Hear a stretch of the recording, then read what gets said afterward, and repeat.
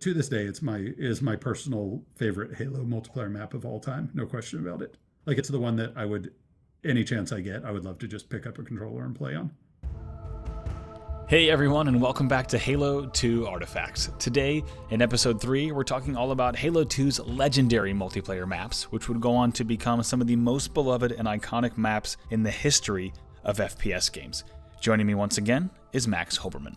Hey Andy, nice to see you again. It's nice to see you again too, and I'm so excited about this episode. Today we'll be covering design philosophy, map remakes, deep dives on some of our favorites from Halo 2, cut and abandoned maps that didn't make it into the game, and plenty more. And Max, I'd love to jump right into it and start at the very beginning in the initial planning stages for Halo 2 in terms of maps. During that time, as you're starting to think about what you want the Halo 2 map pool to look like, how you want certain maps to play, were there specific things that you wanted to take forward from Halo 1, or anything that you specifically wanted to leave behind? When I first got involved with Halo multiplayer, as we were discussing, I was really focused on the LAN party sort of offline experience. Mm-hmm. You know, we knew there was a big audience for that. Broadband, not everyone had it yet. In fact, we were thinking broadband penetration at launch of Halo 2 would probably be like sub 50% of the audience. Yeah. You know, and Halo 1 had been so big for LAN parties that we just knew there was going to be a huge audience. So I remember looking at that and saying, okay, we have all these different permutations of people that are playing, right? Everything from someone playing just split screen on a local box, just two players split screen, all the way up to 16 boxes, networked locally, and and everything in between. So with all those permutations, we kind of need something for everyone. But that said, we had so few resources. Or when we started on maps, it was literally it was just me and Chris Carney. So doing him helping out with design and doing all of the art, and me doing some of the design along with all the other design work I was doing. So I knew that we had to be really, really targeted in what we did. So we had to prioritize. So of all those different permutations of players, we had to kind of pick and choose what we thought was the most significant, the most important.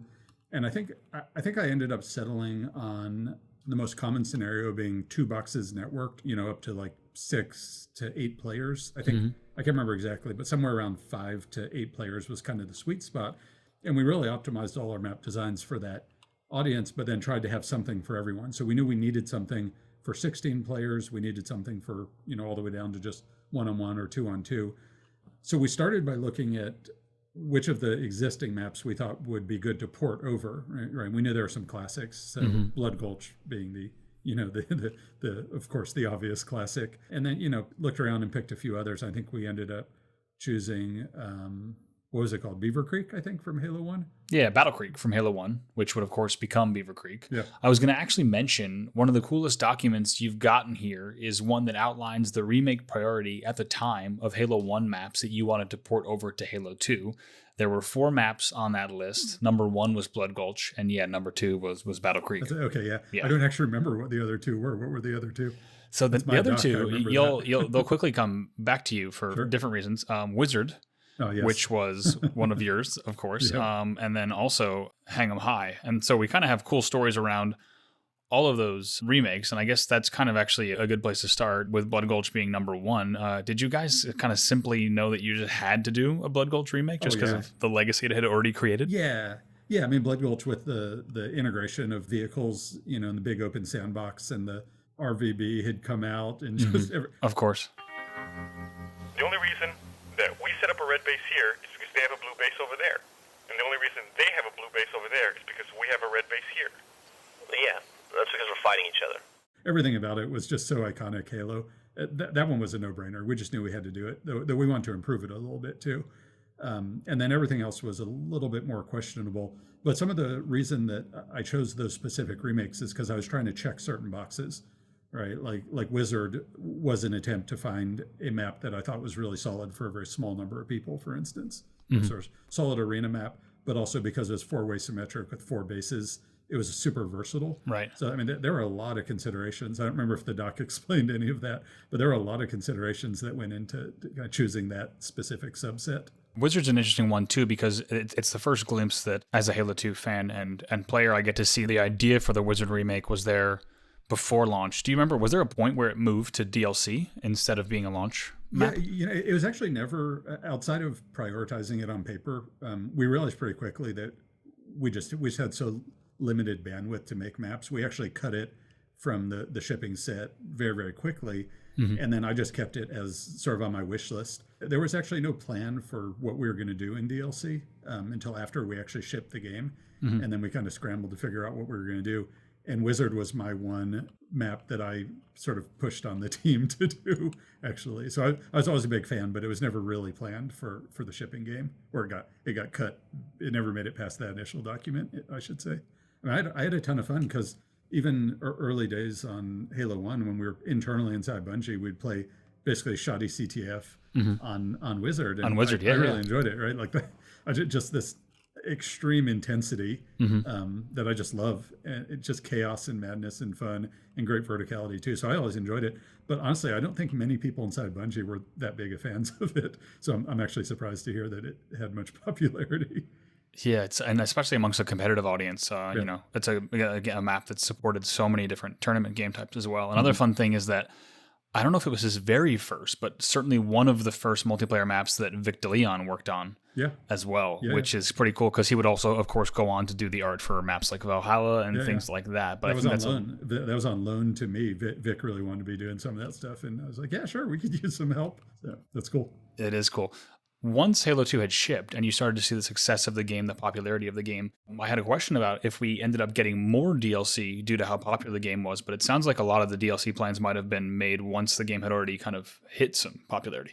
It's kind of interesting. I think what happened is we were just so sort of overwhelmed with getting the shipping game done, including all the maps and everything, that there was just no real time to think about DLC. It's not that we didn't plan on doing DLC. Like, it was always part of the plan. Sure. Yet we had no plans for what we were going to do. And then what happened is after we shipped, I remember Pete Parsons coming to me. He was a studio manager at the time. He's now CEO over at Bungie. But I remember him coming to me and him telling me, hey, we're basically starting pre-pro on Halo 3, and we have all these people, especially artists, right? A ton of environment artists. And they all had such a miserable experience working on the campaign on Halo 2. We don't want to, first of all, we don't want to overload early development on Halo 3. Second of all, we really want them all to have a good experience and sort of make up for all of the pain and suffering. So that's basically so basically I'm giving you a huge team. So we actually shipped Halo 2 with just 2 environment artists, Chris Carney and Steve Cotton, who were also doubling as level designers, and me, and that was it. And then all of a sudden I had a team of like, I don't know, probably 25 people, 30 people, something like that. Wow. And my sort of prime directive was make sure everyone has a good time. So it was just, so the quantity of DLC naturally was more than I thought we were going to do, more than I planned for, but I didn't really have a plan. If we look at early Halo 2 map plans, which we'll highlight in a few of the maps that we talk about, there's kind of some interesting things. For example, in late 2002, there are still sections about the ladders and lifts and ladder climb animations for both the Master Chief and Elite, and even the idea of an action button, press A to use the ladder. So it's interesting to see that all those are still in the early stages. Do you remember at what stage there was a decision to make things like ladders become airlifts and elevators and things of that nature? Yeah, that's an interesting one, because I was never a fan of ladders, and I knew the way that they were utilized in Halo 1 had some real problems, some sort of interface challenges, we'll call it. Yeah. And I put some rules in place to try and avoid those scenarios and make them simpler. But I still wasn't a huge fan. So we actually had ladders early on. I'm trying to remember. I think in the very, very earliest version of Lockout, when you would drop down where they ended up being a lift, there was actually originally a ladder to get back up. And also, I remember ladders in the original sketches that you've shown me to get to the top of the battle rifle tower. Yeah. There were ladders in the back as well. Yeah, exactly. So we had them early on, and we got them working, and they were in there, and nobody really liked them. And the rules that I put in place, while they were good for interface, they were very limiting in even on Lockout right there, right out the gate, Lockout broke the rule because you couldn't run straight forward up the ladder and then continue moving forward. You had to turn around to get off of it. So it was just clear really early on that while I think the rules were good, it was just a very limited tool. So we existed in that state for some time. And then I was a huge fan of lifts, and eventually, I don't remember why, maybe from bouncing around in Quake or something. But we eventually got lifts going, and I actually had the ability to tune all the settings in the lift. So for me, a lift was not an elevator. From day one, a lift was more fun if you jump on it and it shoots you in the air, right? Right. So as soon as we got lifts in there, we just stripped out all the ladders and we never looked back. It was that simple. I think Carney and I were just totally aligned on that. As soon as we got lifts, they were awesome and they were fun, and we just never looked back. Yeah, and I think it's one of those things where it just like fits so well with the flow of Halo 2, right? It just keeps the flow state going for the action without a doubt. So Max, now let's jump into some specific Halo 2 maps, and I think we have to start with Zanzibar. Yeah. Being the E3 showcase and the first map that you showed off, I think it's hard to overstate just how key Zanzibar was for overall Halo 2 development. Yeah, it's interesting because Zanzibar wasn't part of our original plan when I was, when Chris and I were just doing the small scale multiplayer, when there were, back when Warfare still existed and there was going to be something else. We didn't really have Zanzibar in the mix, and then there was a point in time, it was not that far between that second E3, the first E3, we showed off campaign stuff that's got its own stories, which I was not involved in. And then the second E3 came along, and I remember Pete and Jason, Pete being the studio head at the time, and Jason, the co-founder, kind of creative lead. I remember them coming to me and saying, hey, E3's coming up, is something like maybe 6 weeks out. It really was not that far out. And we made a commitment after the fiasco last year. We made a commitment to the campaign team that they basically didn't need to worry about E3, and they can just focus on shipping the game. And the campaign was having problems at that time. So we'd like to show off multiplayer, and we need you to figure it out. It's like, okay. I understood the logic, so I couldn't argue. But at the same time, I didn't really think that we had anything that was worthy of showing at E3. So they said, we'll help you out. We'll give you some access to, more resources than you have now. Some of the engineers, mostly artists. I remember Chris Carney and I sat down and we basically talked about it, and we said, we need a new map, right? Here's our checklist. We need to show all this stuff, right? We really want to double down and go big with this asymmetric round-based game, single flag CTF. So we need to quickly get the gameplay engineers to whip that into shape and actually implement it and make it work, because it's been on our to-do list, but it doesn't work. No one's made it a priority. And we need to design a custom map around one flag CTF. And we also need to, we need to show off these things. We need to show off vehicles. We need to show off some of the new mechanics, boarding. I'm trying to remember what else. The rocket hog was on our list. Probably lock on with the rocket launcher. Yep. And none of those were implemented. So all these things are on the to-do list, but not yet implemented. We need to get, and we want to show off dynamic lighting and physics and the environment affecting gameplay and check all these boxes. So we basically took that sort of to-do list. We prioritized it, and then we basically went home for the weekend. And Chris took point, actually, and he came back on Monday after spending the weekend working on it. And he basically came back and he laid out a top-down drawing, which you can actually see out there on the internet. Yeah. And he basically said, it's a modified version, but here's my proposal for a map that checks all these boxes. And I looked it over, and I thought it was a really solid design, and it got the job done mostly. I suggested a few tweaks to him. So I created more loops in it, suggested that you can actually take the hog through the fan, et cetera, et cetera. So, a few tweaks here and there, added the, the tunnel that you jump up to that leads you to the wall, and that little cave you can crouch jump up to. I added that, right? So did what I did and added a little bit more connectivity, a little bit more, worked on the flow a little bit. And that was it. So that was our paper design. And he made those revisions on paper, and that's the version, his revised version that's out there on the internet. And then he basically got to work building it, just buckled down. I think we had Steve Cotton there by then, and we had some help from the campaign team, and they just cranked that thing out in record time.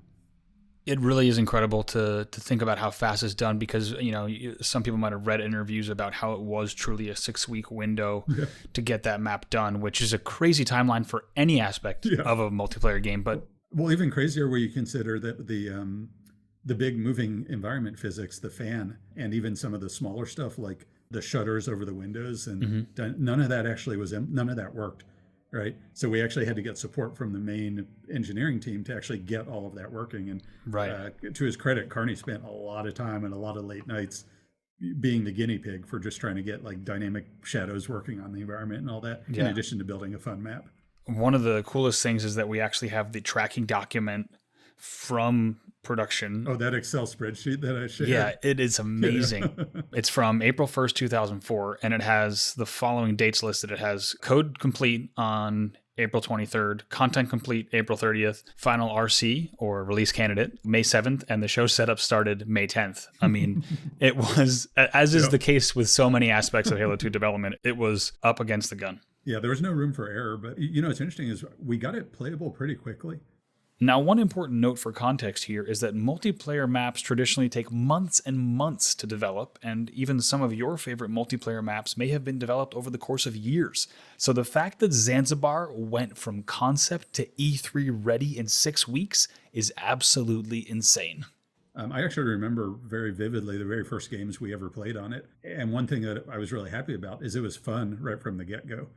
I took a first pass at dropping all the weapons in on it. And I remember that first playthrough because I'd say those initial playthroughs are they were incredibly instrumental in determining the final weapon layout. Like on all of the maps, Zanzibar included, the final weapon layout, I took my first stab at it. We played 3 or 4 games. I tuned things, tweaked things, and then we're probably 80-90% of the way to the final shipping weapon layout on any given map.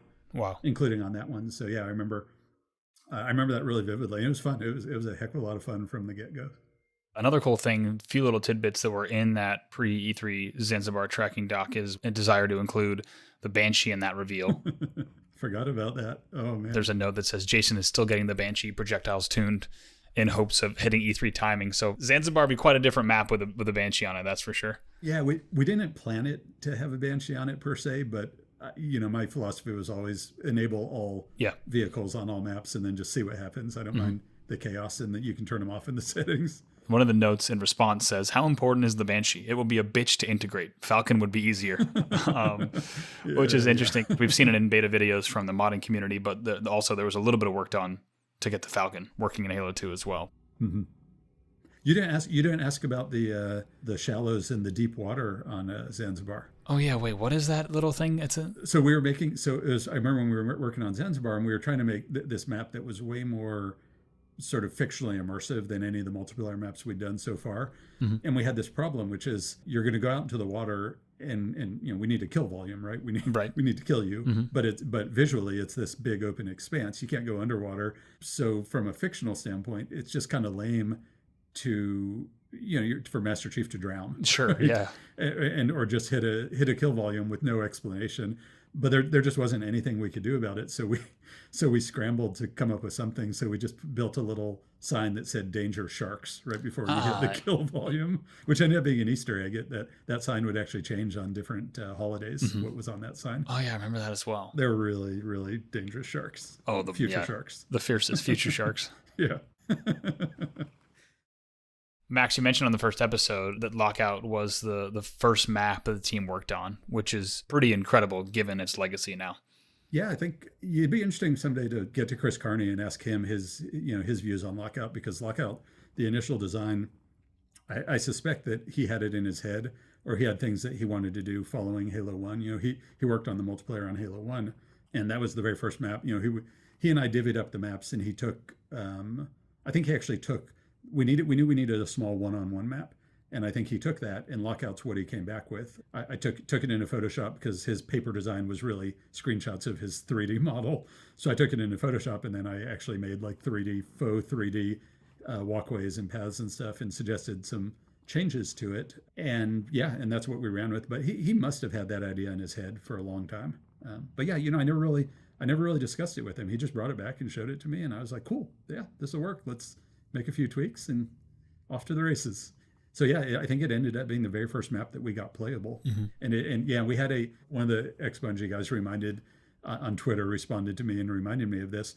We had this little kiosk that was kind of like an arcade style console, mm-hmm. that had that the marketing team had given us, and it had an Xbox that had the screen. It was with controllers, but kind of looked like a old arcade style console. Sure, yeah. And so we got Lockout on there, and we would prop builds to the console. And then we had people playing Lockout one-on-one a couple of our guys just obsessively day in and day out, just endlessly. It was amazing. It was exactly what we wanted from the map, although it ended up being popular for more than just one-on-one.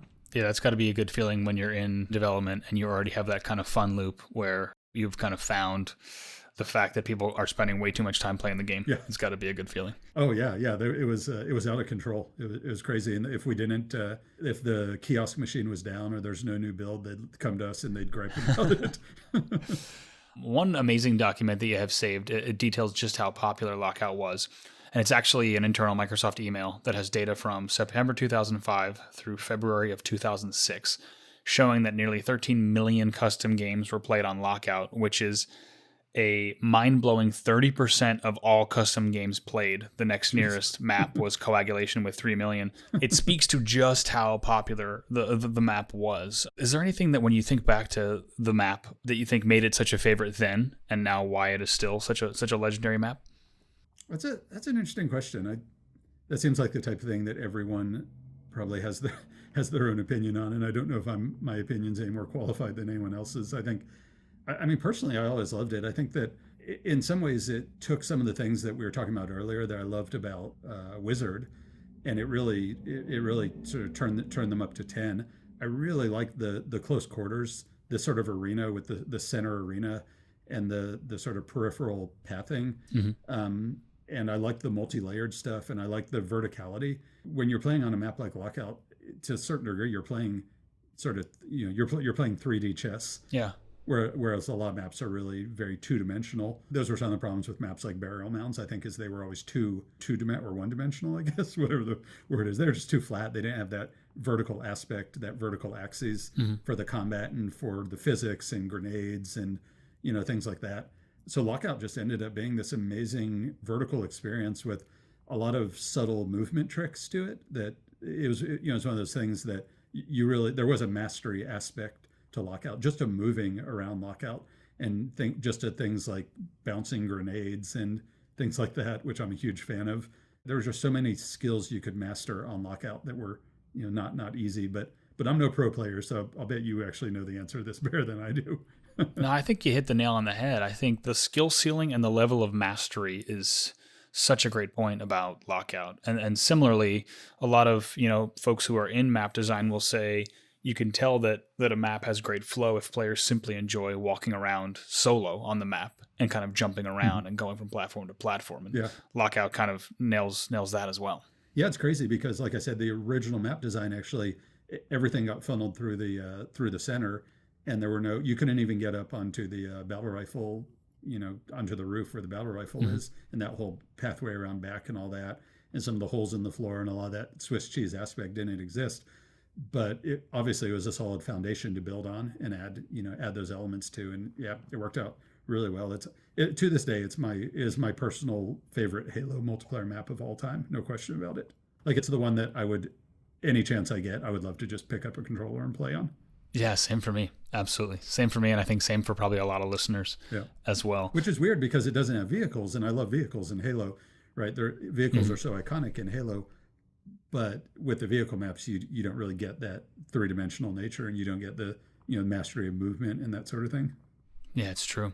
One of my favorite notes is on one of the Lockout tracking documents. There's an open issue that says, "Bitches are standing in the secret room and smacking teleporting players in the noggin," which is an amazing playtest note, but it also tells us that there was also at one point a portal and a teleporter somewhere on Lockout. Yeah, I remember that. Yeah. So before we added that whole crazy walkway that goes from the bottom of the lift all the way out, like to snipe. Yeah, the elbow. Yeah, and then up to the sniper tower. I was experimenting with adding more creativity to the map, and the easy thing to do without requiring any help from anyone was just to drop a teleporter in there. Right.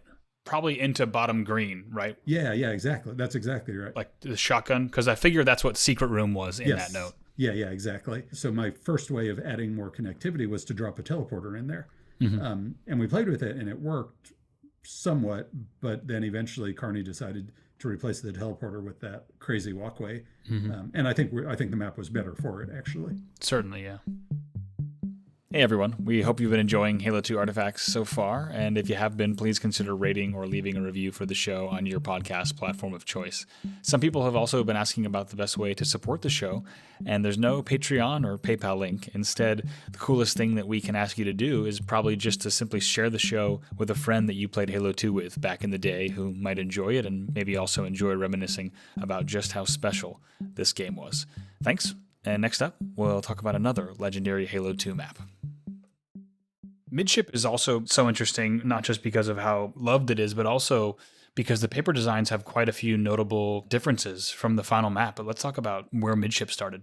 Yeah, sure. Midship was actually the very first map that I took point on doing the paper design. So Carney went off and worked on Lockout, and I took point on doing paper design on Midship, which was basically he was going to take, all right, I'll go work on the one-on-one map, and then I was going to take the one that was going to be 2-on-2, right? We knew there's people playing in scenarios where there's only 4 players, right? Playing multiplayer and potentially on one box or just 2 boxes. And I had it in my head that I really, really wanted even these small groups to experience the fun of capture the flag. So I set about to say, okay, what would it look like if you were to create a 2-on-2 symmetric CTF map?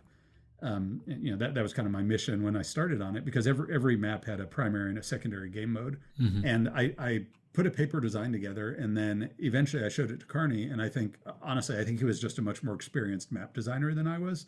So I don't think he was very happy with the paper design, and he gave me some feedback, and I iterated a little bit on it. And eventually the map got handed off to him, and then he kind of took it over from there. And, so it went through a lot more evolution than Lockout did as a result. Mm-hmm. But I feel like the fundamentals are sort of unchanged. The fundamentals are all there, right, with the open pit in the middle, and you can actually see from flag to flag so that the defender can play offense and defense at the same time. You can shoot and you can throw grenades across it, et cetera, et cetera. So it sort of checked all the same boxes. But yeah, the design went from my very primitive design to something far more sophisticated. And it wasn't Covenant originally either. Oh. So it didn't have all the curves originally.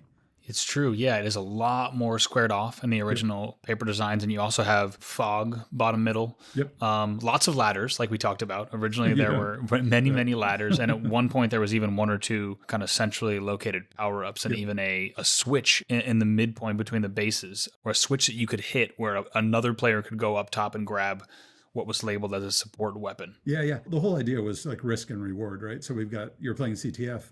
So what if we enticed both players to abandon defending their flag in order to cooperate, work together to get a prize, mm-hmm. right? Something powerful, which I don't know whether that was going to be a rocket or a sword, probably one of the two. Mm-hmm. So that was the initial concept. But yeah, we never implemented any of that. We never even implemented ladders, because by the time we actually built Midship, I think we already had lifts working. Right. And another great thing about Midship is it's the only map in Halo history to support every single official tournament game type within a title. So of course, just about all the maps could support just about every single game type from a functionality level. Yep. But for Midship, it was host to every single official tournament game type. So everything from Free-for-All Slayer to Team Slayer to Flag to King to Bomb to Ball.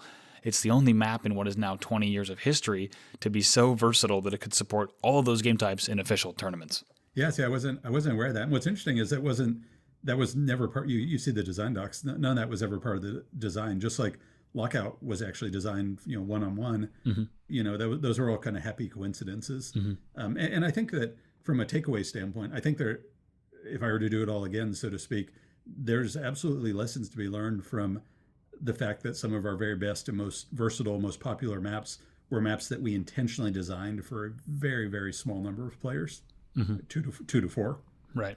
But ended up being far more versatile than that, right? For games and player counts and everything else. Sure, yeah. Okay, I want to get into a few maps that did not make the cut. Okay. The first one is Cyclone, and you've tweeted a picture of this one and also mentioned that it was an exercise to design the absolutely smallest map possible. Do you remember working on the paper designs for Cyclone? Oh, yeah, I remember that very well. That was like a thought exercise, and it was just thinking, what's the smallest map that you could make that would still be fun? And that one, kind of like Midship, where you could see across the gap.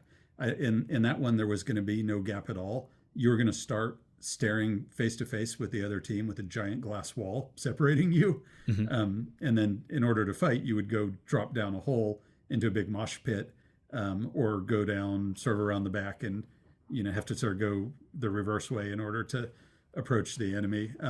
It's pretty gimmicky, and we never actually built it. It was paper design, and we actually never thought it'd be very fun. Have you ever seen, it became popular in Halo 3, the map and game type called Octagon? What's that? It's funny. It's not too far off from what would become Octagon. It is a map made in Halo 3 Forge where you just respawn in an octagon, a la UFC. Of course, yes, of course. Yep. And you just continually respawn facing each other. And it's kind of like a warm-up game type that the players play. So it's kind of not too far off of that idea. Yeah, it was practically a mod in its own way, right? It was just a fun experiment to do something kind of wacky, and we quickly realized it was not going to hold up as a real map. This is something that I was originally planning on maybe saving for the next episode, but it'll be a little bit of a teaser. There's a few gems in these design docs, and there's one in the Cyclone document that mentions a power-up that was never released. It's the only place across all the documents that I could find it, and it states that there was a power-up called Adrenaline in position B. Do you remember anything about the idea for a power-up named Adrenaline? I remember wanting more power-ups, but I don't actually remember what Adrenaline would have done. I would guess it'd be a speed boost. Speed boost. Yeah, that'd be my guess, but I'm just guessing. I'll have to think about it. Maybe next episode I'll remember. Adrenaline actually made it into either the alpha or the beta or the final build, because there's one reference to Adrenaline as a Halo 2 power-up on a modding forum and a post from 2008. But it's the only reference from the entire internet that knows about this power-up hidden deep within the code somewhere. So it's in a tag file. I feel like I'm spoiling this for all of you. I should make up some story about how it was working and it was amazing and it was the best thing ever, but that's actually not true.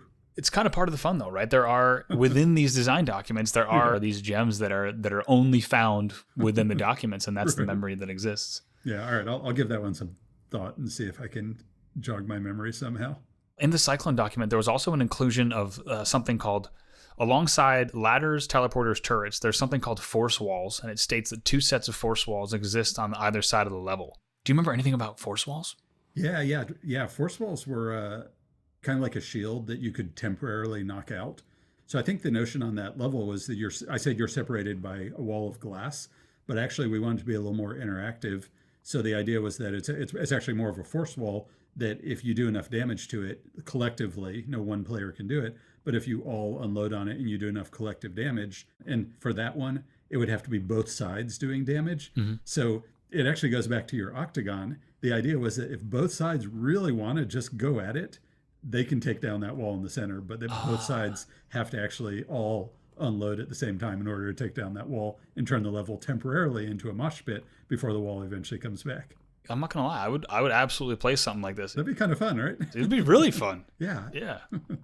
Now, this is a map that hasn't been discussed too much, and I don't think there are any paper designs that have been published, and that was Overboard. It's the only map listed at one point as a priority 1 that did not ship. It was a 2-base CTF assault map in a subterranean base near the Delta Temple on Halo.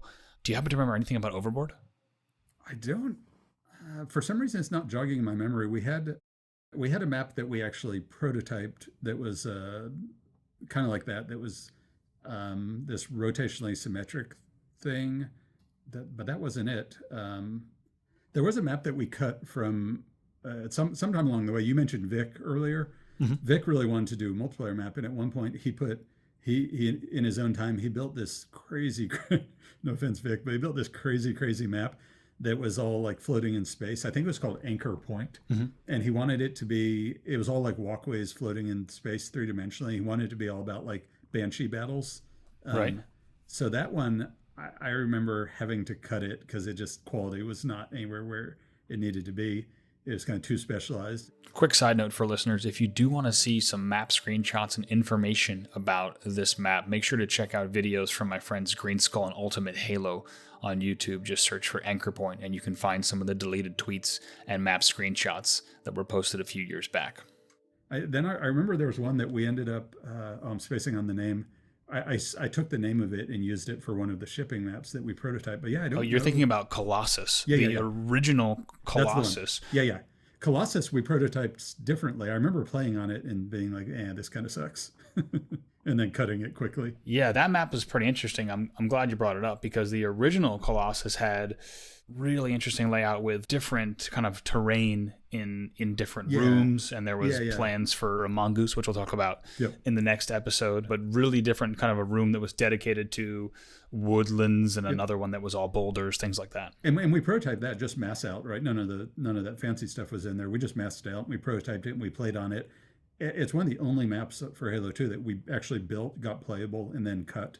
And we cut it very quickly because it just wasn't any fun. Mm-hmm.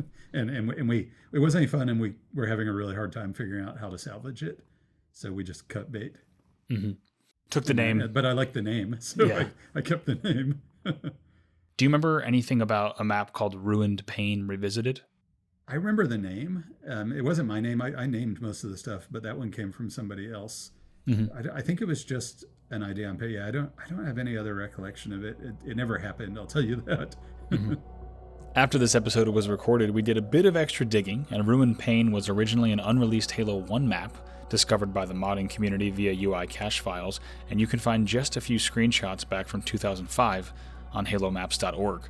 Now, in terms of Ruined Pain Revisited, the reimagined version for Halo 2 was never made, as you just heard Max say, but we were able to find the written description for the map, and it was as follows. The map contains two multi-level structures facing each other across a long, central passage. The main structure is under construction, or maybe being salvaged, located in the human arcology city. And as a quick note, I had to look up the definition of arcology, not to be confused with archaeology. Arcology is a concept of architectural design in which an ideal city is contained within one immense vertical structure, thereby reducing wasteful consumption and preserving the natural surroundings. Now, in terms of game types, it was intended for CTF and Assault, up to 8 players, and there's a note that the map was dependent upon the textures and environment objects for the human arcology city to actually be built out. The last save date on that Microsoft Word document is February 3rd, 2003, so we know the map was cut sometime after that date. There are no known screenshots of the map. One of these days, you got to get either Steve Cotton or Chris Carney on and talk to them, because they were focused on maps the whole time, right, all through Halo 2 and mm-hmm. Halo 3, whereas I was split focus on lots of things. Mm-hmm. Max, in talking about all these maps again, do you remember if there were any single map that was particularly tricky to get right in development, more so than the others? Ooh, that's a good question. There were definitely some that felt like they worked well right out the gate, like we've talked about. There were a couple maps that I do remember being very tricky. One of the very last maps that we built after Zanzibar, we wanted to have another map that was kind of like Zanzibar. You checked a lot of similar boxes, but was very different in terms of design for one flag CTF and big dynamic pieces of the environment that affected gameplay and all that. And that's where we ended up with Headlong. And that was a map that I never felt like it worked well. I felt like it was a constant battle, and I felt like the dynamic element was always more gimmicky than useful. Mm-hmm. I guess maybe you could say the same of the fan on Zanzibar, but it was certainly iconic on Zanzibar, and I think more integrated than the big floating beam was mm-hmm. on Headlong. So yeah, Headlong was tricky. The clock was running out on us also, so I was never entirely happy with how that one turned out. But yeah, I mean, there were others also. I remember Ascension just being incredibly difficult. The Banshee was always overpowered on that map, and snipers, trying to counter snipers, was just perpetually difficult. And I was just never happy with where we landed. I never felt like we really finished the map, honestly. We just kind of ran out of time. Mm-hmm. I'm sure there were others. I would say more of the maps had struggles than didn't. Sure. And as players, we never know all that goes into. But you feel the things that I'm not happy with still come out, right? When you mentioned sniping and counter sniping on Ascension, I was thinking to myself, I still deal with that every week. Exactly. Yeah. I still have to fight against snipers peeking their face over. It's not like everything we shipped we thought was perfect, right? Mm-hmm. I mean, you did the best you can in the time you're given. Well, you guys did a pretty good job. Thank you. Lastly, before we close, I do want to mention something that was particularly exciting for me to find. In the maps files, there are also 3 images, one of which you've posted, but 2 of which you have not, for a 3-story Lockout midship hybrid, which sounds like, to me, kind of one of the greatest marriages of maps that I can possibly imagine. Do you remember when this idea came about? Yeah, I'm trying to remember whether that was during Halo 2 or whether that was an idea for Halo 3. I don't actually remember when I did it, but yeah, that was that was like a thought experiment, kind of like we were talking about earlier. And it really was just, hey, we have these 2 maps, and they're really fun. Some of our best work products, so to speak, and we want more like them, but we want things that are unique. So one way to get something unique is to do a mashup, right? So what would it look like? I did it in Illustrator, I remember. Mm-hmm. What would it look like if you were to mash up those 2 maps? Someone actually made that. Someone out there in the modding community actually took that. I did see design and made the map. And I watched some video of gameplay on there, and I was like, damn, this is kind of cool. But it also reminds me why I cut bait on the map while it was still in paper design, because it didn't really work. So it might have had potential, but it was certainly not fully realized. Max, I feel like we could spend so much time talking about each and every map in Halo 2, but we've got plenty more to discuss in our next episode, which will highlight a bunch of items from these design documents that didn't quite make it into the final game. We'll see you then. That sounds good. See you then. Episode 3 of Halo 2 Artifacts was written, produced, and edited by me, Andy Bravo Dudinsky. Special thanks go out to Max Hoberman and the entire Halo 2 team at Bungie, and I'd also like to thank Jay Goldberg, Dave Lohmiller, Tahir Hasanjekic, and Sydney Goodman. Music is used under license from Epidemic Sound. Halo is a copyright of the Microsoft Corporation. And Halo 2 Artifacts was created under Microsoft's game content usage rules. It is not endorsed by or affiliated with Microsoft. Thanks for listening.